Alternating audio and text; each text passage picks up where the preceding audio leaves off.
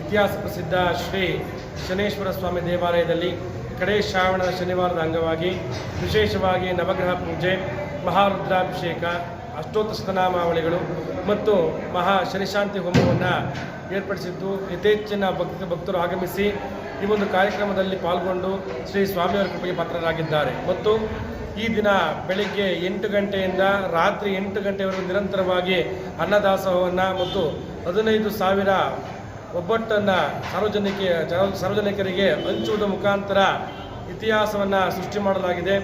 ಭಕ್ತಾದಿಗಳು ಈ ಶನೇಶ್ವರ ಸ್ವಾಮಿ ದೇವಸ್ಥಾನಕ್ಕೆ ಭೇಟಿ ಕೊಟ್ಟು ಸ್ವಾಮಿಯ ಕೃಪೆಗೆ ಪಾತ್ರರಾಗಿ.